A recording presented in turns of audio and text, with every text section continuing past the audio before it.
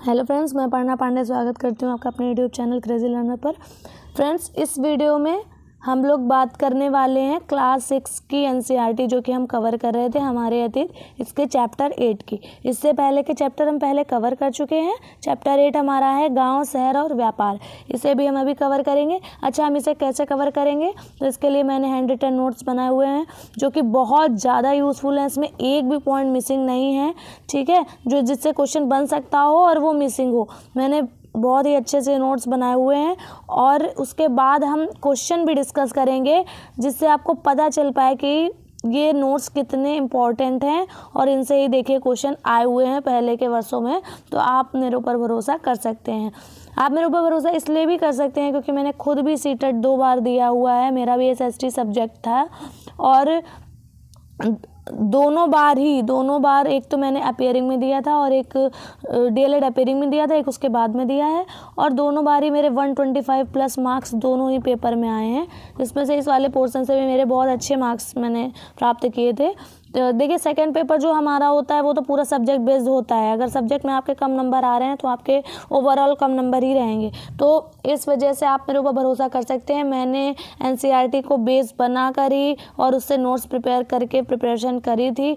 और कुछ 1-2 बुक्स भी हैं जो इसके लिए सही हैं, मैं आपको कह सकती हूँ, लेकिन मैंने जो ये नोट्स बनाए हैं प्रॉपर एनसीईआरटी से हैं, तो आप पूरी तरह इस पर भरोसा कर सकते हैं। अब आपका क्वेश्चन ये होगा कि क्या ये सिर्फ सीटेट के लिए इम्पॉर्टेंट है, तो मैं ये कहना चाहूँगी कि जिस भी एग्ज़ाम में एनसीईआरटी आती है, ठीक है, उन सब के लिए ये इक्वली यूज़फुल है। और देखिए, सीटेट में ना बहुत ज़्यादा डीप में जाकर के क्वेश्चन पूछते हैं, मतलब ऐसे पॉइंट आपको बना देंगे जो आपको लगेगा शायद इससे नहीं क्वेश्चन बन सकता था। अब अगर आप एनसीईआरटी पढ़ेंगे तो कई बार होता है एनसीईआरटी हमें थोड़ी पढ़ने में बोरिंग भी लग जाती है, और फिर कभी कभी ऐसा होता है कि हमें ऐसा लगता है कि ये तो एक कहानी के तरीके हम उसे पढ़ जाते हैं, हमें ये नहीं पता होता कि इस पॉइंट से भी क्वेश्चन बन सकता है, ठीक है। तो इस वजह से मैंने इसको बनाया हुआ है, बहुत ही इंटरेस्टिंग, बहुत ही अच्छे से बनाया हुआ है, आप पूरी तरह भरोसा कर सकते हैं। चलिए हम लोग स्टार्ट करते हैं। हमारा चैप्टर 8 है गांव, शहर और व्यापार। इससे पहले के जितने भी चैप्टर्स हैं हम लोग क्या क्या कवर उसमें कर चुके हैं। हमने सबसे पहले हड़प्पा सभ्यता के बारे में पढ़ा था, उसके बाद हमने पढ़ा ऋग्वैदिक पीरियड जो कि 1500 से 1000 BC तक था। फिर उत्तर वैदिक पीरियड 1000 से 600 BC के आसपास तक आप मान सकते हो। फिर 600 BC में हमने महाजनपद काल के बारे में पढ़ा और फिर पिछले वीडियो में हमने मौर्य साम्राज्य के बारे में पढ़ा था। आज हम उसके बारे में पढ़ेंगे। आगे का हम ये पढ़ेंगे कि हमने राजा और साम्राज्य तो बहुत पढ़ लिए, आज हम देखेंगे कि उस समय जो गांव थे, जो शहर थे, है ना, व्यापार कैसे होता था, वो उन सब के बारे में आज हम डिस्कस करेंगे, ठीक है। तो सबसे पहली बात बताई गई है कि उपमहाद्वीप में लोहे का प्रयोग कब हुआ। तो उपमहाद्वीप में लोहे का प्रयोग लगभग 3000 वर्ष पहले शुरू हुआ था। ये मैंने पहले के वीडियो में बताया जब हम उत्तर वैदिक काल पढ़ रहे थे कि इसी समय लोहे का प्रयोग शुरू हुआ था। लेकिन वो प्रयोग बढ़ा कब, तो 2500 वर्ष पूर्व, जब महाजनपद काल के आसपास आप कह सकते हो, वहाँ तब बढ़ा ये, ठीक है, तब लोहे का प्रयोग बढ़ा था।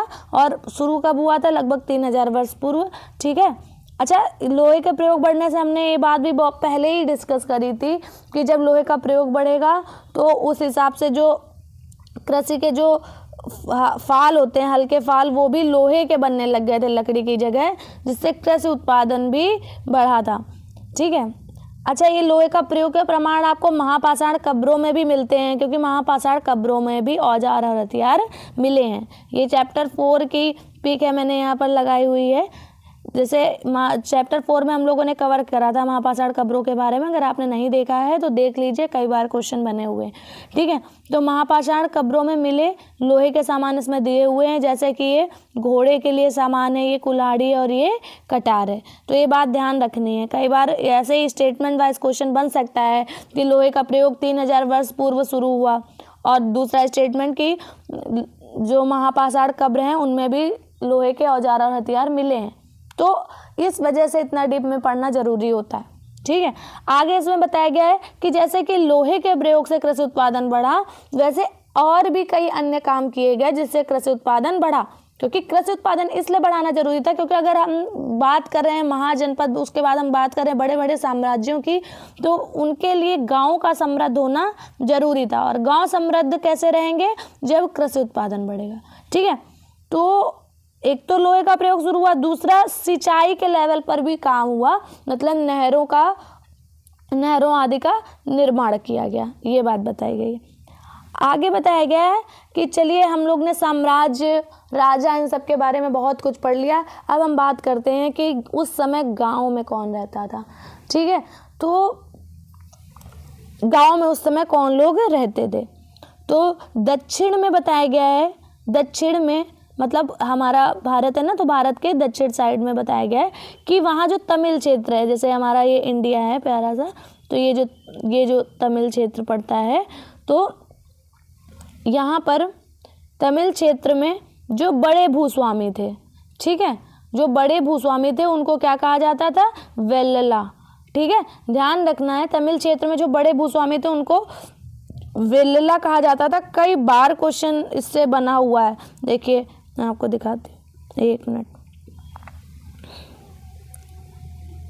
ये देखिए, 2300 वर्ष पूर्व बड़े भूस्वामियों को तमिल क्षेत्र में क्या कहा जाता था। ठीक है, तो ऐसे ही और कई बार भी क्वेश्चन बने हुए हैं, तो ध्यान रखना है ये, जैसे किस क्षेत्र में भूस्वामियों को वेल्लार कहा जाता था। ठीक है, तो ध्यान रखिएगा ये बात। तो तमिल क्षेत्र में बड़े भूस्वामियों क्या कहते थे? वेल्लला कहते थे। ठीक है, ये कब की? 2300 वर्ष पूर्व की बात है। ठीक है, और साधारण हलवाहे जो होते थे उनको क्या कहते थे? उड़वार। ठीक, अच्छे से ध्यान रखना है, ये शब्दावलियों से क्वेश्चन आजकल हर एग्जाम में बहुत अच्छे से बन रहे हैं, तो ध्यान रखना। साधारण हलवाओं को उड़वार, और भूमिहीन मजदूर या दास को क्या कहते थे? कडेसियार और अदमई। ठीक है, कडेसियार और अदमई कहते थे। भूमिहीन मजदूर जो होते थे, इनकी खुद की भूमि नहीं होती थी, और जो दास होते थे। तो ये तीनों पॉइंट बहुत अच्छे से ध्यान रखना है, पूछा जाता है उड़वार क्या थे, फिर आपको कन्फ्यूज़न हो जाती, तो बहुत अच्छे से बिल्कुल कभी कन्फ्यूज़ नहीं होना है। वेल्लला बड़े भूस्वामी, उड़वार जो साधारण हलवाहे होते थे, और कडेसियार और अदमई भूमिहीन मजदूर और दास होते थे। अच्छा, इन सब का वर्णन किस में है? कैसे हमें पता चलता है कि 2300 वर्ष पूर्व इन्हें ये सब कहा जाता था? तो इनका वर्णन संगम साहित्य में है। अब संगम साहित्य क्या थे, हम उनके बारे में अभी डिस्कस करेंगे।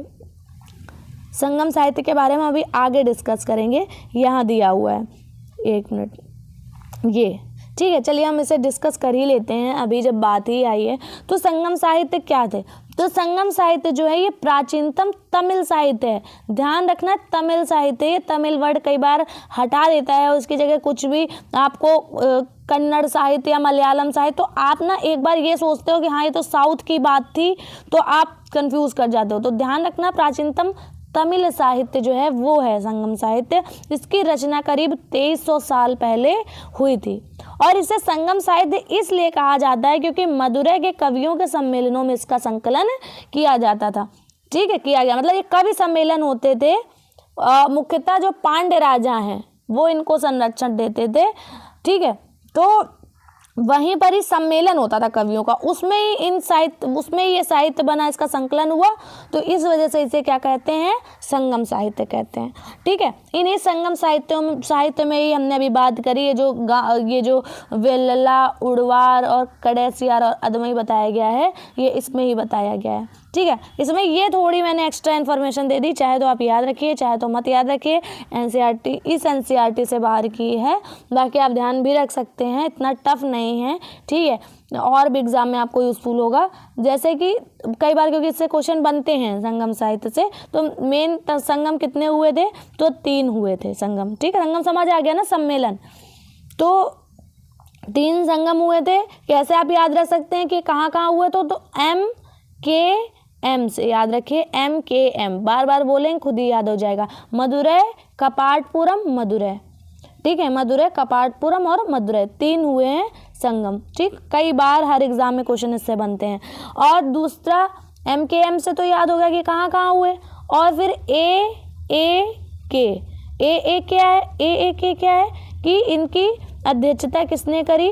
ठीक है, तो अगस्त्य और सॉरी AAN है, AAN, इसमें रॉन्ग लिखा हुआ है, थोड़ा सा इसको सही कर लीजिएगा। AAN है, अगस्त है, अगस्त नकीरन। अगर आप अपने मन से आप करने की कोशिश करिए तो देखिए, सबसे पहले मदुरै में हुआ संगम, फिर कपाटपुरम, फिर मदुरै। तो मदुरै, कपाटपुरम, मदुरै, एक तो ये हो गया MKM, ठीक है। और फिर याद रखना है AAN, AAN से क्या हो जाएगा, अगस्त और नकीरन, इन्होंने अध्यक्षता की थी। चाहे तो ध्यान रख सकते हैं, इंपॉर्टेंट है इसलिए मैंने बता दिया। बाकी जितना NCERT में दिया हुआ है वो इतना है, ठीक है। तो आई होप आपको बहुत अच्छे समझ में आ गया कि संगम साहित्य क्या थे। प्राचीनतम तमिल साहित्य थे, इनकी रचना करीब 2300 साल पहले की हुई थी। और ये इसलिए संगम साहित्य इसलिए कहा जाता है क्योंकि इनका संकलन सम्मेलनों में हुआ था, ठीक है, मदुरै के कवियों के सम्मेलनों में हुआ। तो इतनी बात आपको बहुत अच्छे समझ में आ गई। इसी में ही मैं बता रही थी कि इसी में ही ये जो बड़े भूस्वामी, वेल्लला, उड़वार और कडेसिया अदमई, इन सब का वर्णन हुआ है, ठीक है, क्योंकि कई बार पूछा जा सकता है स्टेटमेंट में, तो ये बात ध्यान रखना है। आगे चलिए, हमने दक्षिण की बात करी कि दक्षिण में क्या कहते थे बड़े भूस्वामी को। अब हम उत्तर साइड, भारत में अपने उत्तर साइड की बात करेंगे कि तब गांव का जो प्रधान व्यक्ति होता था उसको हम क्या बोलते थे। तो उसको हम बोलते थे ग्राम भोजक। क्वेश्चन बना हुआ है, अभी मैं आपको दिखाऊंगी, ठीक है। तो गांव का प्रधान व्यक्ति जो होता था उसे क्या बोलते थे, ग्राम भोजक बोलते थे। अच्छा, ये कैसा होता था, हम तो सिर्फ, कई बार होता है हम इंपॉर्टेंट पॉइंट नोट्स के चक्कर में बस इतना तो ध्यान रखते थे कि गांव का प्रधान व्यक्ति ग्राम भोजक होता था, लेकिन जब स्टेटमेंट वाइज क्वेश्चन आता है तो हमसे सॉल्व नहीं होता है, क्योंकि अगला स्टेटमेंट वो दे देगा कि ये जो ग्राम भोजक होते थे ये निर्वाचित होते थे। अब आप कंफ्यूज कर जाओगे अगर आपने नहीं पढ़ा है उसको डीपली। तो ध्यान रखना है कि ग्राम भोजक आनुवांशिक होते थे। मतलब साधारणतः ये होता था कि अगर एक ग्राम भोजक कोई है, अगर वो उसकी मृत्यु हो गई तो उसका बेटा ग्राम भोजक बन जाएगा, ठीक है, गांव का प्रधान व्यक्ति हो जाएगा। तो ध्यान रखना है ये पद कैसा होता था, आनुवांशिक होता था। और आमतौर पर गांव का जो सबसे बड़ा भूस्वामी होता था, जिसके पास सबसे ज़्यादा ज़मीन होती थी, उसको ही ये पद दे दिया जाता था, ठीक है। और अच्छा, इसके क्या क्या काम थे, तो ये क्या करता था, कभी कभी कर वसूलता था। पहले तो एक कर वसूलना इसका काम होता था, और कभी कभी ना ये न्यायाधीश और पुलिस का काम भी करता था। तो ये सब काम करता था। ऐसे स्टेटमेंट वाइज क्वेश्चन आ जाए तो ध्यान रखना है। आगे हम लोग बात करेंगे स्वतंत्र कृषक या छोटे किसान। मतलब जो देखिए, एक तो हमने बात कर ली कि बहुत बड़ा भूस्वामी है, गांव का प्रधान व्यक्ति है, वो ग्राम भोजक है, ठीक है। और एक है जो छोटे छोटे किसान होते थे, लेकिन छोटे किसान होते थे लेकिन उनकी खुद की जमीन होती थी, स्वतंत्र होते थे, स्वतंत्र कृषक थे। मतलब ऐसा नहीं था किसी और की जमीन में जाके कर रहे हैं, बस छोटे किसान होते थे, उनको हम गृहपति बोलते थे, ठीक है।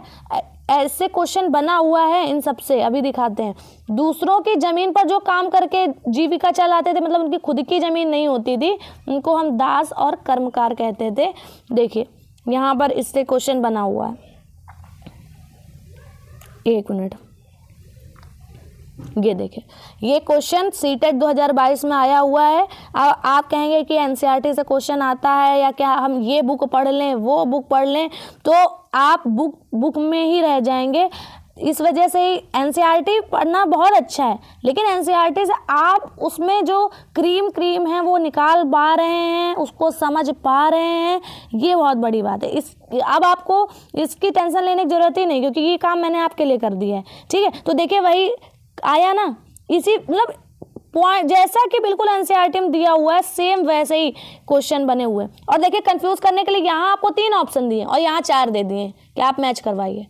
तो अभी हम इसे सॉल्व करेंगे। मैंने ये दिखाने के लिए आपको कहा कि देखिए इस तरीके से क्वेश्चन बनते हैं, तो हर चीज़ जितनी भी लिखी हुई है उसको सीरियस लेके पढ़िए, ठीक है। तो यहाँ तक हमने देख लिया। आगे हम देखेंगे, एक और बात बताई गई है कि अधिकांश गाँव में जो लोहार, कुम्हार, बढ़ई, बुनकर ये सब भी रहते थे, तो थोड़ा ध्यान रख सकते हैं। आगे आएंगे हम लोग आहत सिक्के। आहत सिक्के क्या होते थे, तो ये आहत सिक्के जो थे ये सबसे पुराने सिक्के थे और लगभग ये कितने साल चले हैं, 500 साल लगभग चलन में रहे, ठीक। अच्छा, ये होते क्या थे, तो चांदी या तांबे के सिक्कों पर विभिन्न आकृतियों को आहत कर बनाए जाने के कारण इसे आहत सिक्का कहा जाता था। ठीक है, मतलब जो तांबे या चांदी या कोई भी धातु होती थी जो उसमें जो क्या बोलते हैं आकृतियां होती थी उनको आहत करके बनाया जाता था। ठीक है, अब इसमें ये बात ध्यान रखनी कि इसमें कहीं भी ये बात नहीं लिखी हुई कि यहाँ पर कुछ लेख लिखे होते थे, तो ये बात ध्यान रखनी है। ऐसे कंफ्यूजन में दे दिया जाएगा आपको कि इन सिक्कों पर लेख भी लिखा होता था। अब आप कंफ्यूज कर जाओगे कि हमने ये तो पढ़ा है कि सिक्के आहत करके बनाए जाते थे, पर लेख हो भी सकता है नहीं भी हो सकता है ना, यहाँ कंफ्यूज कर जाओ। लेकिन नहीं, लेख नहीं लिखा होता था, इसमें से एक तरीके से ठप्पा मार के बनाई जाती थी जिसको हम लोग बोलते हैं, इस वजह से इनको आहत सिक्के कहा जाता था। ठीक है, इन पर कुछ भी लिखा नहीं हुआ होता था, सिर्फ ठप्पे लगे होते थे, कोई भी चिन्ह कोई भी आकृति के ठप्पे लगे होते थे, ये बात ध्यान रखनी है। अच्छा, ये सामान्यतः आयताकार होते थे अब, और कभी कभी वर्गाकार और गोलाकार भी होते थे। आपको लग रहा होगा अरे इसमें इंपॉर्टेंट क्या है, लेकिन आपको उसी में दे देगा स्टेटमेंट कि आहत सिक्के सबसे पुराने सिक्के थे, लगभग 500 साल चले। दूसरा स्टेटमेंट दे देगा आपको कि ये सामान्यतः गोलाकार और कभी कभी वर्गाकार और आयताकार। तो आपको लगेगा हाँ हाँ वर्ड तो ऐसे ही कुछ थे, वर्गाकार गोलाकार आयताकार, लेकिन वहीं आपको फंसाएगा। ये बात ध्यान रखनी कि सामान्यतः ये आयताकार होते थे। ठीक है, आयताकार होते थे और कभी कभी वर्गाकार और गोलाकार भी होते थे। हाँ, तो इसमें बताया गया कि धातु की चादर को काटकर या धातु के चपटे गोलिकाएं, यहाँ गोलिकाओं लिखा है, ठीक है, गोलिकाओं को बनाया जाता था। ठीक है, मतलब ये गोली टाइप में ऐसे काट करके इस तरीके से। और ये भी ध्यान रखना है चपटी लिखा हुआ है। ठीक है, एक एक वर्ड से क्वेश्चन बनता है। आगे ये हमारा हो गया। अब ये बताया गया है कि ये उपमहाद्वीप में कहाँ पाए गए हैं। उपमहाद्वीप आप जानते हो ना, ये भारतीय उपमहाद्वीप है। ठीक है, ये देखिए मैप में बना हुआ, तो ये कहाँ कहाँ पाई गई हैं, तो ये अधिकांश हिस्सों में पाए गए हैं और हजारों की संख्या में मिले हैं। ठीक है, उपमहाद्वीप के अधिकांश हिस्सों में और हजारों की संख्या में ये आहत सिक्के मिले हुए हैं और ईसा की आरंभिक सदी तक ये प्रचलन में रहे। आगे हम लोग आते हैं नगर। अच्छा, इन नगरों की बात की गई जिसमें से महत्वपूर्ण नगर एक मथुरा है, उसकी बात की गई कि मथुरा जो है पहले बहुत फेमस नगर हुआ करता था और ये जो है ये 2500 साल पहले से भी ज़्यादा महत्वपूर्ण नगर है। मतलब उससे पहले से भी बहुत महत्वपूर्ण, मतलब आरंभिक नगरों में अगर हम कहें तो मथुरा आता है। अच्छा, मथुरा महत्वपूर्ण क्यों था? एक तो ये रीज़न था कि ये जो यातायात और व्यापार के दो मुख्य रास्ते हैं, मतलब उत्तर पश्चिम से पूर्व तक जाने वाला और उत्तर से दक्षिण की तरफ जाने वाला, ये दो मुख्य रास्तों पर ये मथुरा स्थित था। ठीक है, तो ध्यान रखना, उत्तर पश्चिम से पूर्व की तरफ और उत्तर से दक्षिण की तरफ जाने वाले मार्ग पर मथुरा स्थित था। और ये जो मथुरा है इसके चारों तरफ किलेबंदी करी गई थी और इसमें खूब सारे मंदिर भी बने हुए थे मथुरा में। अच्छा, कभी कभी आपसे ये पूछ लिया जाएगा या कभी कि मथुरा क्या सिर्फ हिंदू धर्म या कृष्ण भक्ति का ही केंद्र है? तो नहीं, मथुरा जो है ये बौद्ध, यहाँ पर खूब सारे बौद्ध विहार और जैन मंदिर और कृष्ण भक्ति, मतलब ये तीनों का ही, बौद्ध, जैन और ये जो कृष्ण भक्ति का केंद्र इसका भी है। ठीक है, तो ये तीनों का के लिए धार्मिक केंद्र था, ध्यान रखना है। ठीक है, इससे क्वेश्चन पहले बना हुआ है, लिखा है बेहतरीन मूर्ति बनाने का केंद्र। एक तो मथुरा क्या धार्मिक केंद्र था। धर्म कौन कौन से आपको तीन ध्यान रखने हैं, जैन, बौद्ध और ये कृष्ण भक्ति के लिए हिंदू वाला धर्म। ठीक है, ये हो गया। आगे ये बेहतरीन मूर्ति बनाने का केंद्र था और लगभग 2000 साल पहले अगर हम बात करें तो ये जो कुषाण एम्पायर मैंने आपको बताया था, पिछले वीडियो में थोड़ा डिस्कशन हुआ था इस बारे में, तो यहाँ पर जो ये कुषाण एम्पायर था ये वाला मेन एरिया था इनका, तो यहाँ पर और भी आगे तक ले सकते हैं। तो इनका जो है इनकी ये राजधानी भी बना था मथुरा। ठीक है, तो ध्यान रखना है कि कुषाणों की दूसरी राजधानी भी मथुरा बना था लगभग 2000 साल पहले।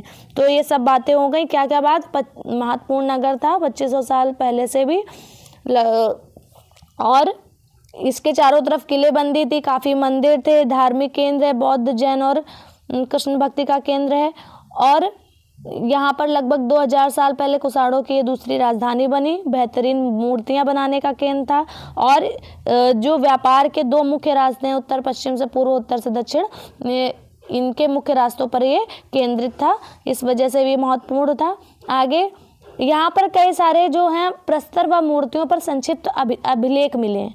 ठीक है, उनमें क्या वर्णन है कि मठों और मंदिरों को जो लोग दान देते थे उसका वर्णन है। उसमें जो प्रस्तर और मूर्तियों पर संक्षिप्त अभिलेख मिले हैं उसमें जो दान दिया गया है मठों और मंदिरों को, उनका उल्लेख है। अच्छा, ये दान कौन कौन देता था? मैंने पिछले वीडियो में आपसे डिस्कशन किया था, जिसमें दान जो मतलब अमीर लोग होते थे, अगर हम कहें कि राजा भी होते थे, व्यापारी होते थे, है ना, शिल्पकार होते थे बड़े बड़े, तो वो दान करते थे। अच्छा, एक और बात बताई गई है, वो ध्यान रखना, इससे भी कई बार स्टेटमेंट में पहले के वर्षों में क्वेश्चन बना हुआ है कि मथुरा अभिलेख में निम्न में से किसका वर्णन नहीं है। या फिर ये दे देगा कि मथुरा अभिलेख में वर्णन है, ए सुनार, बी लोहार, सी कुछ और, डी बुनकर, और फिर कह देगा कि मतलब चूज करके लिखिए, उपयुक्त विकल्प चुनिए।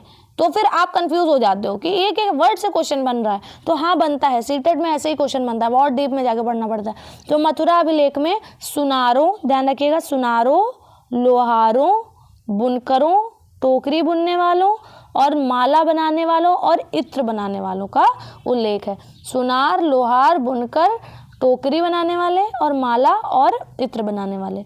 तो ये बात ध्यान रखनी, इन सब का उल्लेख मथुरा अभिलेख में है। आगे हम लोग बात करेंगे NBPW, northern black polished where इसे बोलते हैं। ठीक है, उत्तरी काले चमकीले पात्र। अच्छा, इन्हें उत्तरी क्यों बोलते हैं? तो क्योंकि ये महाद्वीप के उत्तरी भाग में ज़्यादा मिले हैं, खास तौर से इस वजह से। इस काल की विशेषता बता रहा है। ठीक है, ये जो काल हम पढ़ रहे हैं लगभग 2300 वर्ष पूर्व वाला, ठीक है, मतलब कि ये जो मौर्य युग आप पढ़ रहे हैं, मतलब पिछली बार हमने पिछले वीडियो में हमने मौर्य काल डिस्कस किया था ना, तो ये वही उसी काल के लगभग की बात चल रही है। ठीक है, उसमें हमने मेन साम्राज्य पर फोकस किया था और इसमें हम गांव, शहर, व्यापार, इन सब पर फोकस कर रहे हैं, तो ध्यान रखना है। ठीक है, तो इस काल में जो मृदभांड मिले हैं वो कैसे हैं? उत्तरी काले और चमकीले पात्र हैं, ध्यान रखना है। NBPW, इस काल में मिट्टी के पतले व सुंदर बर्तन मिले हैं। ठीक है, जिनको ये हमने नाम दिया है उत्तरी काले चमकीले पात्र, ये इस तरीके के होते थे। ठीक है, अच्छा, इसमें एक और बात बताई गई है कि पहले तो इन्हें बनाया कैसे जाता था, कि पहले तो इन्हें कुम्हार क्या करता था, उच्च ताप पर रखता था। जैसे उच्च ताप पर रख कर बनाएगा तो इसकी बाहरी सतह तो काली हो जाती थी, लेकिन उसके ऊपर फिर से काली लेप भी चढ़ाई जाती थी, जिसकी वजह से देखिए इसमें चमक कितनी है ना, जिसकी वजह से इसमें चमक आ जाती थी। तो आपको लग रहा होगा शायद ये क्या है, ये तो इम्पोर्टेंट नहीं, पर स्टेटमेंट में क्वेश्चन बन सकता है, इसलिए ध्यान रखना। आगे एक और बात इस चैप्टर में दी हुई थी, कुछ अभिलेखित मिट्टी के बर्तन दिखाए गए थे कि उसमें कुछ लिखा हुआ है। ठीक है, तो ये ध्यान रखना है कि उसमें जो लिखा हुआ है वो किससे, ब्राह्मी लिपि से लिखा हुआ है। ठीक है, तो इतना बस थोड़ा सा आप ध्यान रख सकते हैं। और हमने पिछले वीडियो में आपको ये बात बताई भी थी कि जैसे तमिल, बांग्ला, ये सब जो लिपियां हैं ये ब्राह्मी से ही डेवलप हुई हैं, तो ये बात ध्यान रखनी। अच्छा, इसमें मुख्यतः ये जो उत्तरी काले चमकीले पात्र मिले हैं, इनमें मुख्यतः क्या मिला है, तो कटोरियां व थालियां मिली हैं। ठीक, आगे हम लोग आते हैं कपड़ा उत्पादन के केंद्र। अभी हमने मथुरा के बारे में डिस्कस किया, धार्मिक केंद्र था, ठीक है, मूर्ति बनाने का केंद्र था, ये सब हमने डिस्कस किया। अब उस काल में कपड़ा उत्पादन के 2 मुख्य केंद्र ध्यान रखने हैं, वाराणसी और मदुरई। ठीक है, उत्तर में कौन था, वाराणसी, और दक्षिण में मदुरई। ये हम अगर आप देखें, अभी आगे मैप में दिखाई देगा, ये यहाँ पर बंद होगा कहीं, हाँ ये देखिए, ये मदुरई है ना, ये तो ये साउथ में, और उत्तर में क्या है, वाराणसी। आगे हम लोग देखेंगे श्रेणी क्या होते थे। हमने कहा कि ये जो शब्दावलियां हैं बहुत इंपॉर्टेंट है। श्रेणी क्या होते थे, शिल्पकार व व्यापारियों के संघ होते थे। शिल्पकार तथा व्यापारियों के जो संघ ग्रुप होता था उसको हम श्रेणी नाम देते थे। और ये श्रेणियां कभी कभी बैंक के रूप में भी काम करती थी, कभी कभी क्या मोस्टली ये बैंक के रूप में भी काम करती थी। तो बैंक के रूप में कैसे काम करती थी? क्योंकि यहाँ पर लोग निवेश करते थे अपने लाभ के लिए कि इसमें हमको प्रॉफिट होगा। अब जो प्रॉफिट होता था लोगों को, जैसे किसी प्रॉफिट मिला तो वो प्रॉफिट जो लोग जमा करते थे इसमें धन पैसे उसको मिलते थे, और इसका कुछ हिस्सा धार्मिक संस्थानों जैसे मठ वगैरह को भी दे दिया जाता था। तो ये पॉइंट ध्यान रखने हैं। मैं बार बार बता रही हूँ कि स्टेटमेंट में क्वेश्चन आते हैं तो एक बार आपको एक बात कही गई उससे 4 बातें उसी के बारे में पूछी जाती हैं, तो इस वजह से ये सारी बातें ध्यान रखनी है।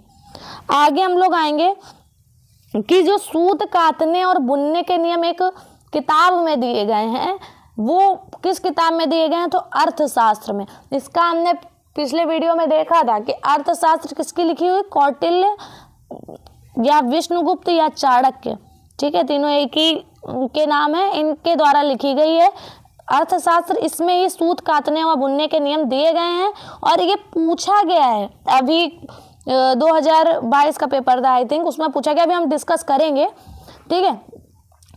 तो इसमें क्या है कि इसमें ये बताया गया है कि जो ऊन, पेड़ की छाल, कपास, पटुआ, सन, ठीक है, ये सब तैयार करने में महिलाओं को मतलब लगाना चाहिए, महिलाओं को लगाया जाता है। और महिलाएं जो हैं किस टाइप की महिलाएं होती हैं? जो मतलब एक तरीके से आप परित्यक्त टाइप के आप देख सकते हो, या फिर जिनको फाइनेंशियली नीड है ना, जैसे कि विधवा, भिक्षुणी, वेश्या, दासी, ठीक है, सेविकाएं, इन सबको लगाया जाता था इस काम में।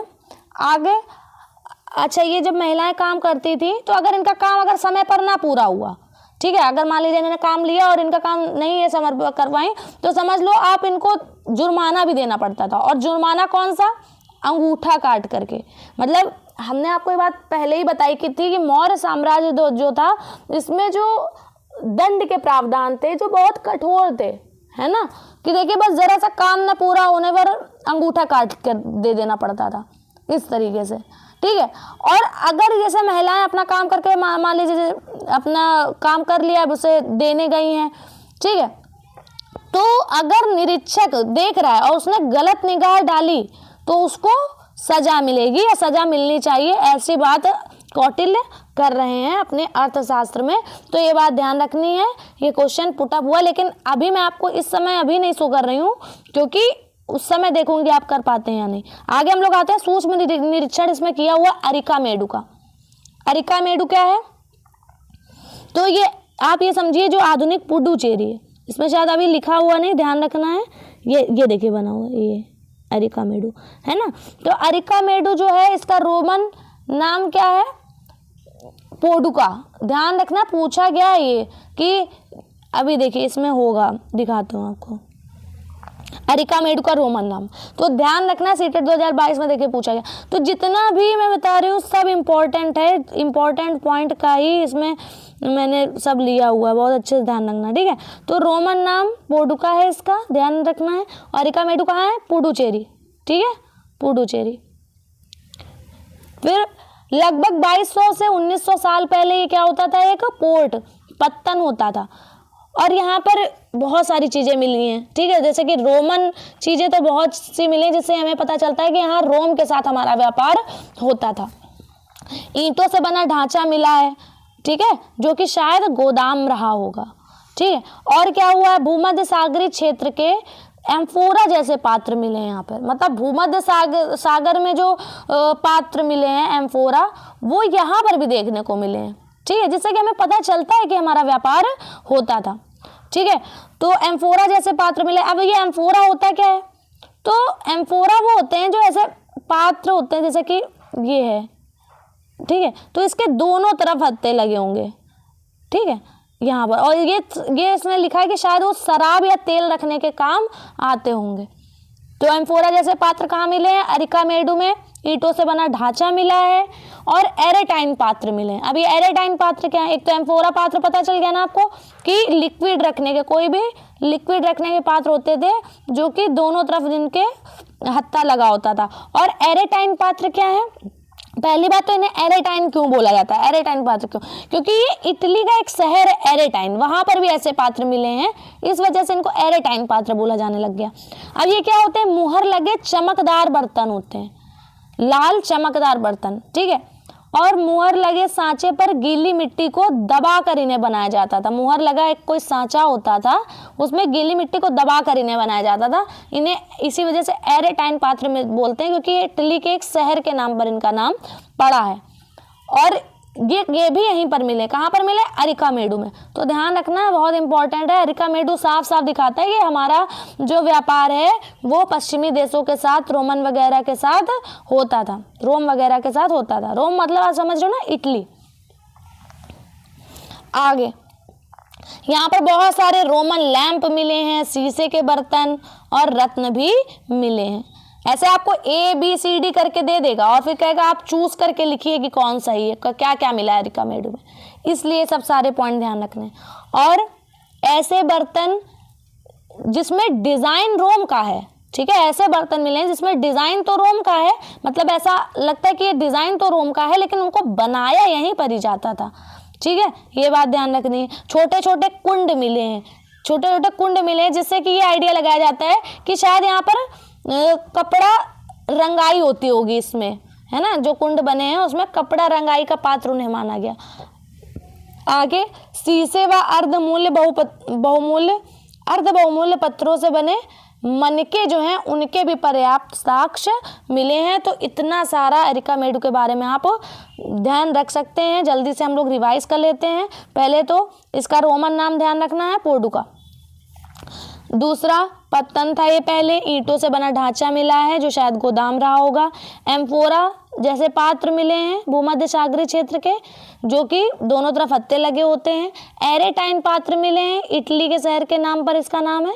ये लाल चमकदार पत्थर होते हैं, मुहर लगे सांचे पर गीली मिट्टी को दबाकर इन्हें बनाया जाता है, एरेटाइन पात्र, ये भी मिले हैं। रोमन लैंप, शीशे के बर्तन, रत्न, ठीक है, छोटे छोटे कुंड, ये सब मिले हैं।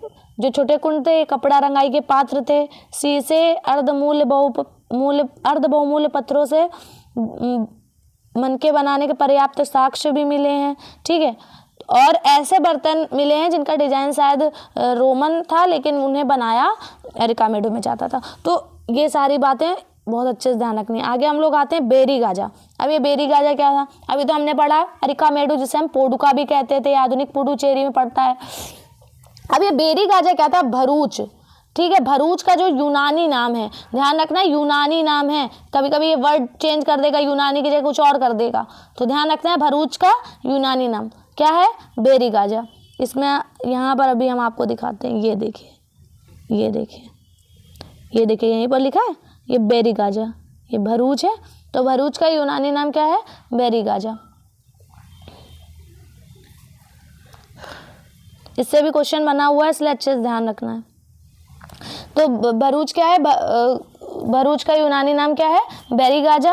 अच्छा, यहाँ पर कई बार ऐसा होता है, इतना डीप में लोग पूछते हैं कि आपको क्या करेगा, अभी तो आपको बहुत आसान लग रहा है कि हाँ आयात ये सब चीज़ों का यहाँ पर होता था और निर्यात ये सब चीज़ों का होता था, लेकिन क्वेश्चन ये लोग इतना ज़्यादा डीप में बना के पूछते हैं कि आपको ऐसे देगा, जैसे एक ऑप्शन दे दिया कि शराब, ठीक है, शराब, दूसरा दे देगा आपको हाथी दांत, तीसरा दे देगा पुखराज, और फिर दे देगा पुखराज दे दिया, फिर दे दिया इत्र, ऐसे ABCD। अब इसमें लिखा है कि उपर्युक्त में से कौन सी चीजें जो है वो बेरी गाजा से निर्यात की जाती थी। अब आपको कंफ्यूज, वहीं पर आपको लगेगा अरे इतनी डेप में क्वेश्चन आ गया, तो इस वजह से एक एक वर्ड इसमें ध्यान रखना कि इसमें आयात किन किन चीजों का होता था। तो शराब, तांबा, टिन, शीशा, मूंगा, पुखराज, कपड़े, सोने चांदी के सिक्के, ठीक है, मूंगा, पुखराज, शीशा, टिन, तांबा, शराब और सोने चांदी के सिक्के, इन सब का क्या होता था, आयात होता था, मंगाए जाते थे बाहर से। और निर्यात यहाँ से क्या क्या चीजें बेची जाती थी, तो हिमालय की जड़ी बूटियां, हाथी दांत, गोमेद, कार्निलियन, सूती कपड़ा, रेशम और इत्र, इन सब का क्या होता था, यहाँ से निर्यात होता था, ठीक है, तो ये ध्यान रखना है। आगे अच्छा, ये जो व्यापारी थे, जो व्यापार करते थे, वो राजा के लिए क्या लाते थे? उपहार लाते थे, है ना। तो भाई राजा खुश रहेंगे तो यहाँ व्यापार करने देंगे, तो ये लोग उपहार लाते थे। अब ये उपहार के रूप में क्या क्या लाते थे? तो चांदी के बर्तन, उत्कृष्ट कपड़े लाते थे, गायक लाते थे अपने साथ में, ठीक है, किशोर लाते थे, सुंदर औरतें लाते थे और अच्छी शराब लाते थे कि राजा हमसे खुश हो जाएं और व्यापार करने में कोई दिक्कत ना हो, ठीक है। तो इनको भी कई बार आपको स्टेटमेंट में बना के दे सकता है, ठीक है, ऐसे करके। तो इस वजह से ध्यान रखना है बहुत अच्छे से कि राजा व्यापारियों के लिए क्या क्या लाते थे उपहार में? चांदी के बर्तन, उत्कृष्ट कपड़े, गायक, किशोर, सुंदर औरतें और अच्छी शराब। आगे हम लोग आएंगे, दक्षिण भारत की बात करेंगे। तो दक्षिण भारत किस लिए फेमस था? ये हम पहले के वीडियो में भी कई बार बोल चुके हैं कि ये सोना के लिए और मसाले के लिए, मसालों में खास तौर से काली मिर्च के लिए फेमस था और कीमती पत्थरों के लिए प्रसिद्ध था। ये सब अच्छे से ध्यान रखना, सोना, मसाले, मसाले में काली मिर्च और कीमती पत्थरों के लिए प्रसिद्ध था। अच्छा, काली मिर्च को काला सोना भी कहते थे। कौन लोग? रोमन साम्राज्य में जो व्यापारी होते थे, चूंकि रोमन साम्राज्य में बहुत ज्यादा इसकी मांग थी काली मिर्च की, इस वजह से इसको क्या कहते थे? काला सोना। अब वैसे अगर हम आज बात करें काला सोना किसको कहते हैं, तो जो पेट्रोलियम है उसको बोलते हैं, ठीक है, उन पेट्रोलियम को बोलते हैं हम लोग काला सोना। और बाकी पहले किसे बोलते थे व्यापारी? तो काली मिर्च को बोलते थे। आगे दक्षिण भारत में क्या मिले? अनेक रोमन सिक्के मिले, जिससे कि हमें पता चलता है कि रोम के साथ व्यापार हमारा अच्छा खासा होता था। संगम साहित्य हम डिस्कस कर चुके हैं अभी पहले। आगे हम देखेंगे मुवेनदार।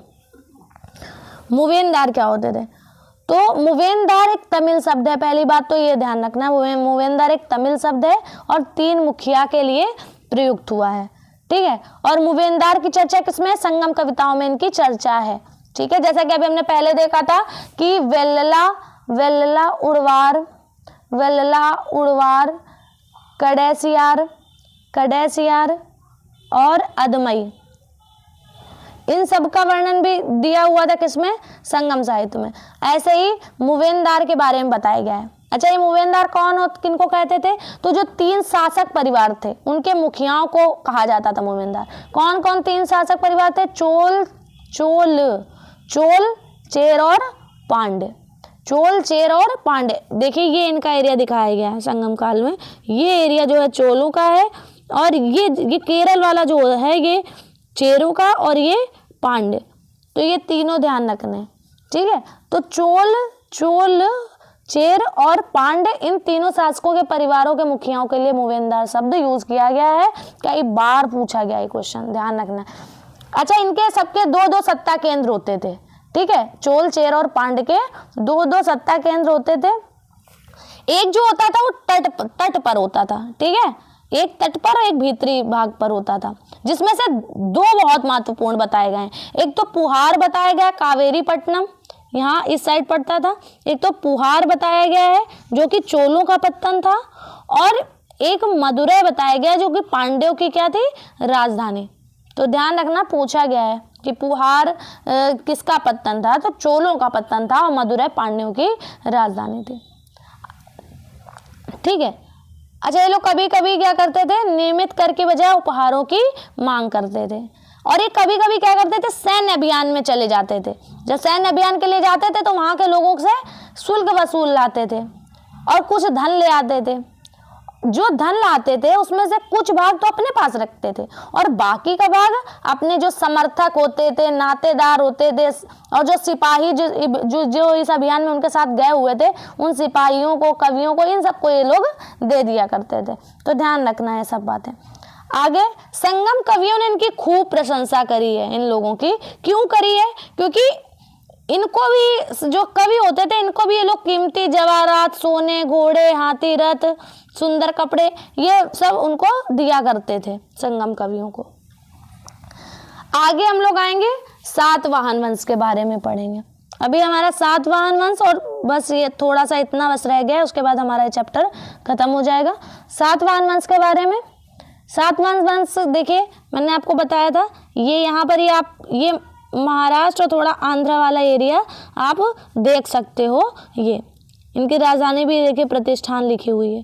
ठीक है, तो इनके बारे में क्या बताया गया है कि ये करीब 2100 वर्ष पूर्व पश्चिम भारत पर शासन करता था।